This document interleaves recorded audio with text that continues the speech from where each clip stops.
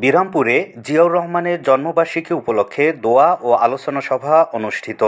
Reporter Bangla টিভির desk report.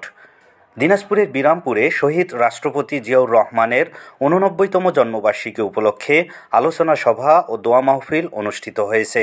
রোববার ১৯শে জানুয়ারি বিকেল ৪টায় উপজেলা ও পৌর বিএনপির আয়োজনে দলীয় কার্যালয়ে সভা ও দোয়া মাহফিল অনুষ্ঠিত হয়।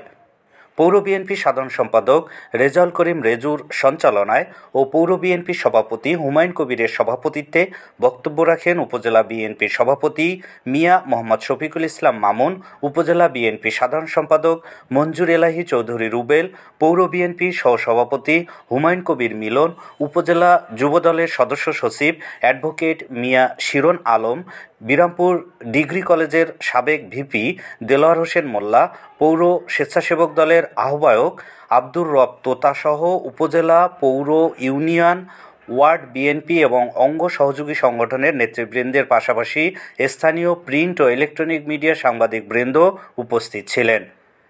বক্তারা শহীদ রাষ্ট্রপতি জিয়াউর রহমানের বর্ণাঢ্য রাজনৈতিক জীবন নিয়ে আলোচনা করেন, সেই সাথে তার আদর্শকে বুকে লালন করে বিএনপিকে সামনের দিকে এগিয়ে নিতে সকলের প্রতি আহ্বান জানান।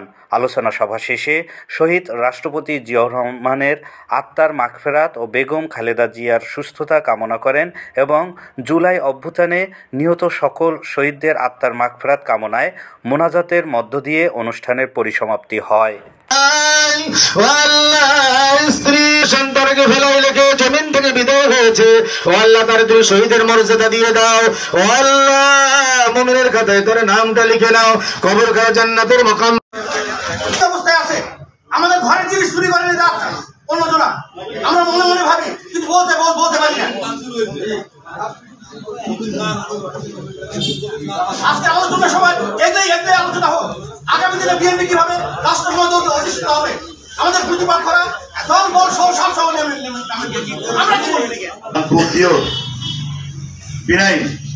এই ৬টি ইউনিয়নের আজকে আমাদের কর্মী সমাবেশের ডেটটা দিয়ে যাবেন। আর দুধবন ইউনিয়নের সভাপতি সাধারণ সম্পাদকের দৃষ্টি আমরা বলছি, দুধবন ইউনিয়নের ওয়ার্ড কমিটির আমরা কর্মী সমাবেশ করবো।